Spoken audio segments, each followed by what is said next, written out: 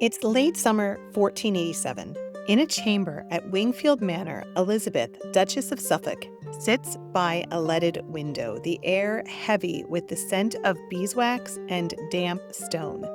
News has just arrived from Nottinghamshire. The rebels who had rallied around the boy pretender Lambert Simnel have been routed at the Battle of Stoke Field. Her eldest son, John de la Pole, Earl of Lincoln, is dead on the field. He had been the Yorkist hope, the standard bearer for their cause after the disappearance of the princes. And now his body lies somewhere along the mud and blood, stripped by soldiers loyal to Henry VII. Elizabeth knows what this means. The new Tudor king has been on the throne for less than 2 years, but already he is tightening the net around her family. She has other sons, Edmund, Richard, William, and now each one will live under suspicion, their lives balanced on the knife edge between clemency and execution. It is not a new sensation for her. She has been a royal daughter, sister to 2 kings, and wife to a duke.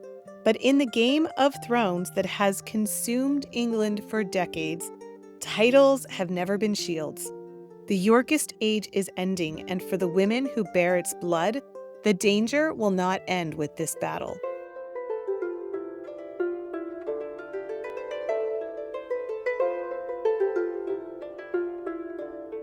Hello, friend, and welcome back to the Renaissance English History Podcast, a part of the Agora Podcast Network and the original Tudor History Podcast, telling stories of Tudor England since 2009. I am, as always, delighted that you are here with me today.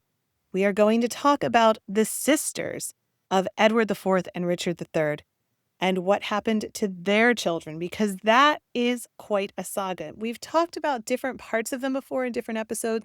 I've done some episodes on like the De la Poles. We talk a lot about Margaret Pole, of course, is very famous. She's not related, or she's not directly from one of the sisters, but from the Duke of Clarence. But, we've kind of done ancillary things, the Courtenay family. We've talked about some of these people, but we've never just had it come down directly from the sisters and talked about those sisters, what their life was like after Bosworth under the Tudors. So that, my friend, is what we are going to talk about today. Let's get right into it. The sisters of Edward IV and Richard III were born into one of the most ambitious and self-assured families in England. Their father, Richard, Duke of York, wasn't just a nobleman with a claim to the throne. He was a man convinced of his right to it. And their mother, Cecily Neville, came from the powerful Neville family, which had tentacles in nearly every noble house of the realm. We've talked about the Nevilles as well. So Cecily was known as the Rose of Raby for her beauty in youth, but she was also proud and politically shrewd, instilling in her daughters the expectation that they would marry as queens or near queens. The sisters' early years were spent at the family's stronghold of Fotheringhay Castle, a sprawling riverside fortress in Northamptonshire.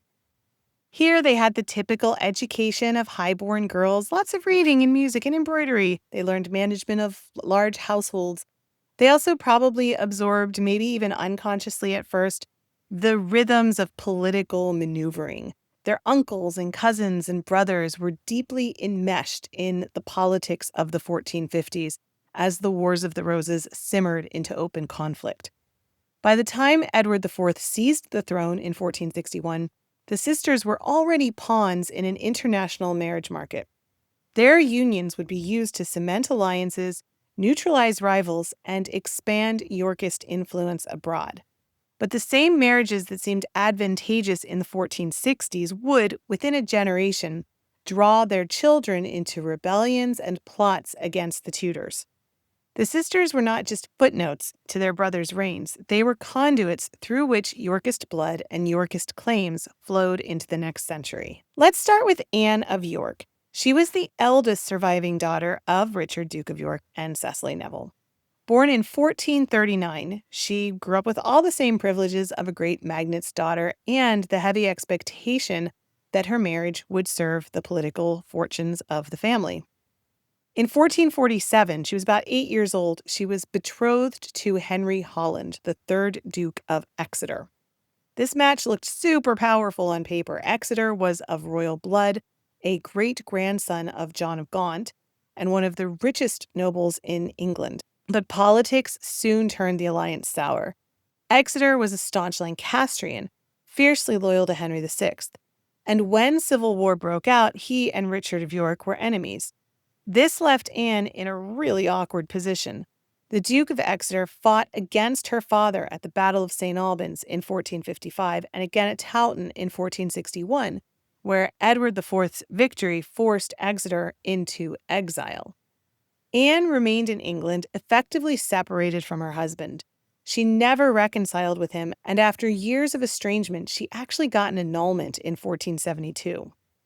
Now, her second marriage was actually a love match by the standards of her rank.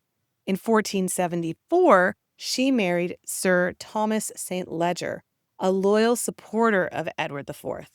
This union produced her only child, Anne St. Leger, who was born in 1476. Tragically, Anne of York died shortly after her childbirth. She was just 37 years old, and she was buried at St. George's Chapel in Windsor. Now, Anne St. Leger's position was extraordinary. Through her mother, she was an heir to the great Neville estates of the earldom of Salisbury. Edward IV, fond of his sister and brother-in-law, had made generous provisions for her, ensuring that she would inherit a vast fortune. But wealth of that scale was dangerous for a Yorkist heiress under Tudor rule. After Henry VII's accession, the crown moved to limit Anne St. Leger's inheritance. She was married to George Manners, later Baron de Rosse, aligning her with a family less threatening to the Tudor regime. The redistribution of her estates into crown hands was part of Henry's broader policy: keep Yorkist bloodlines under watch and their fortunes under control. Anne of York's life was a topsy-turvy wheel of fortune. A girl married to a powerful duke could become, within a decade, the wife of a traitor, a political liability, and, in death, the source of a dangerous heiress whose wealth had to be curtailed for the sake of the crown's security. Next, Elizabeth of York, Duchess of Suffolk. So this is Elizabeth of York, like I just said, Duchess of Suffolk, not the Queen. This is the next generation up, one of the sisters of Edward IV, not a daughter, right? So this Elizabeth of York, born in 1444, was the second daughter of Richard and Cecily. Her marriage in 1458 to John de la Pole, the Duke of Suffolk, was arranged while the Yorkists were still on the rise but not yet crowned. Suffolk's father had been executed in 1450 after the disastrous loss of Normandy, but his family still held wealth and influence, and the match was meant to knit Yorkist and Lancastrian sympathies together. When Edward IV seized the throne in 1461, Elizabeth's position solidified. She and her husband kept close to the royal court, benefiting from her brother's favor. The de la Pole family became one of the leading noble houses of the realm, and Elizabeth gave birth to at least 11, count 'em, 11 children, an unusually large brood even by the standards of the time.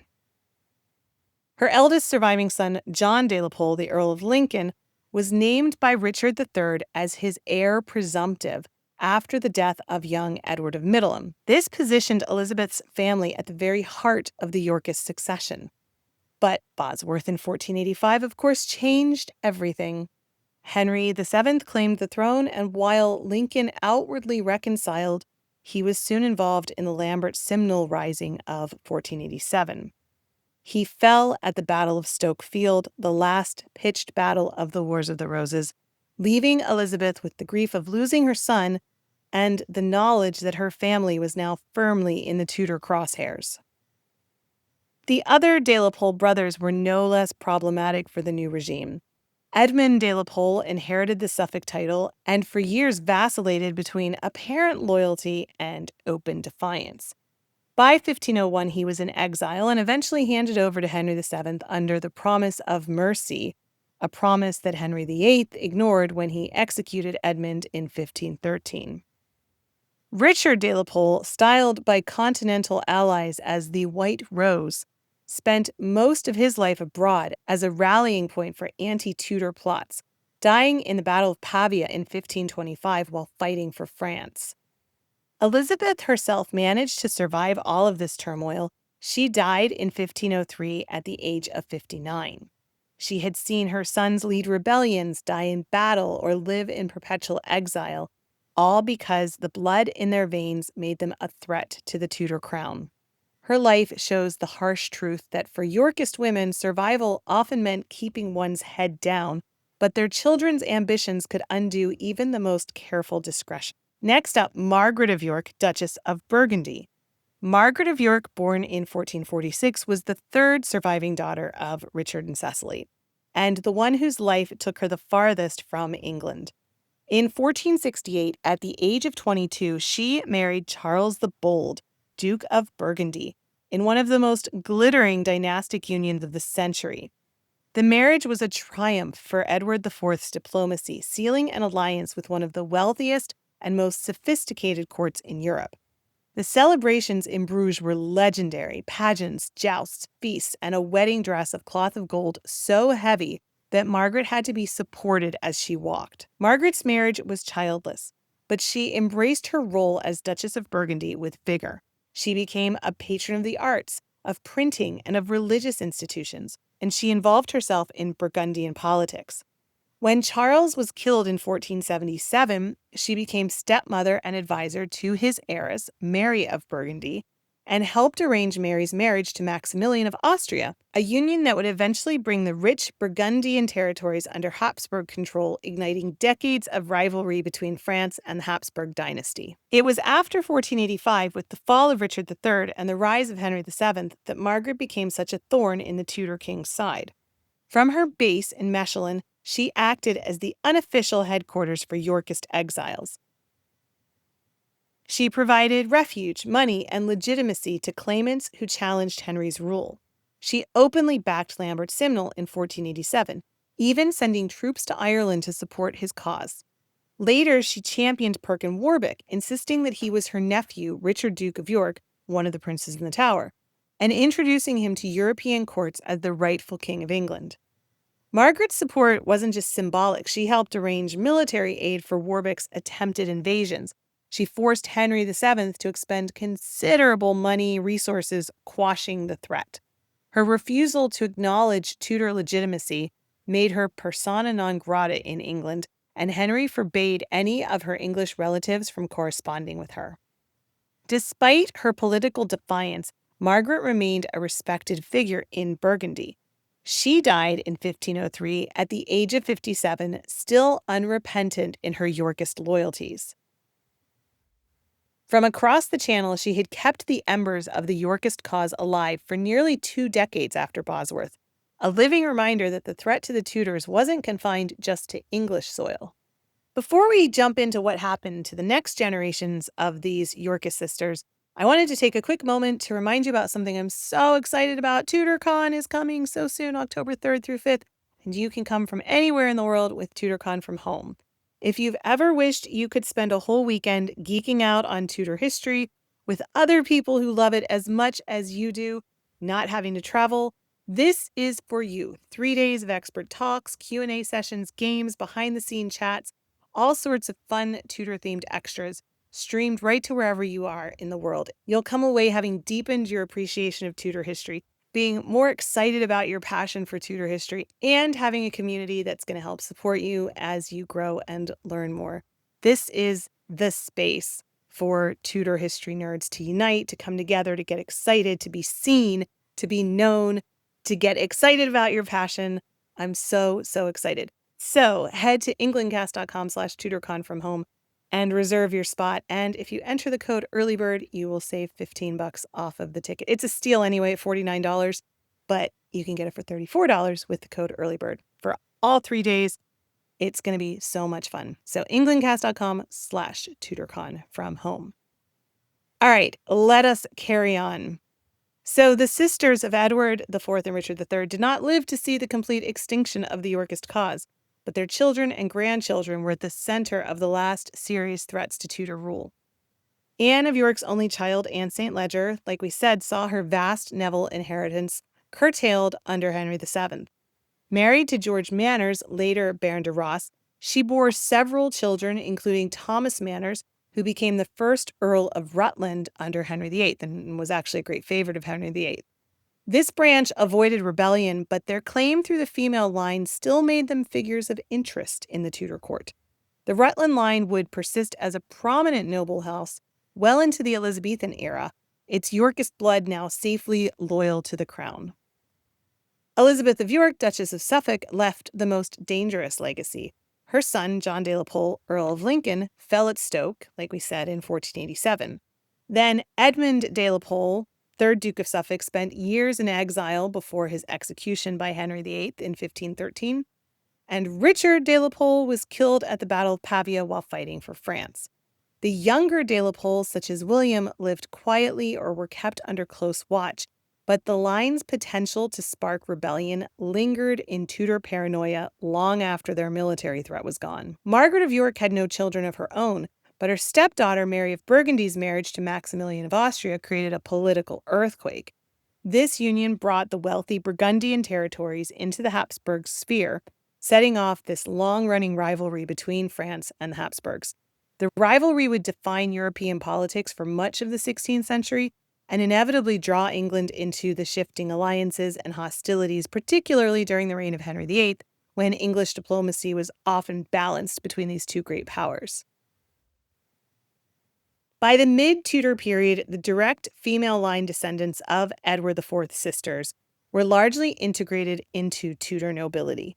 Many married into loyal families or were absorbed into the peerage in ways that neutralized their claims. But the fear of Yorkist resurgence through the female line was never entirely gone. Henry VII's careful management of marriages and inheritance, and Henry VIII's readiness to execute even distant kin, ensured that no descendant could combine both the blood and the means to challenge Tudor supremacy.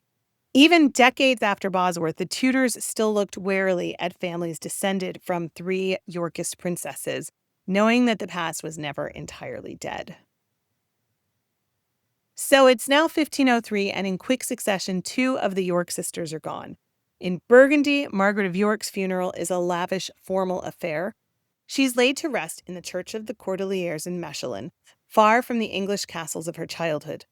Across the Channel in England, Elizabeth, Duchess of Suffolk, also dies that same year quietly in her late 50s as well. Her passing draws little fanfare. The Tudor court offers no public mourning for the sisters of the York kings, the aunt of the late princes in the Tower. By then, Anne of York has been in her grave for nearly 3 decades, and her daughter's inheritance clipped to suit the needs of the new regime. The sisters' brothers, Edward IV and Richard III, are long dead, and their reigns collapsed into cautionary tales in Tudor chronicles.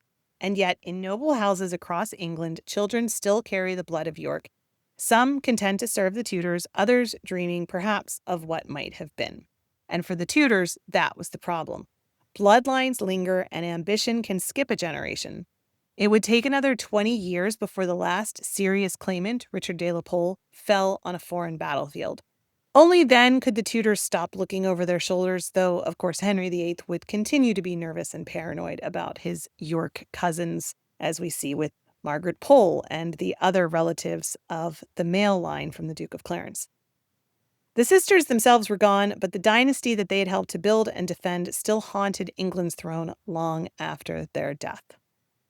So we will leave it there in that exploration of the sisters of the Yorkist kings. The Yorkist princesses, I suppose. I hope you enjoyed this. Thank you for spending this time with me.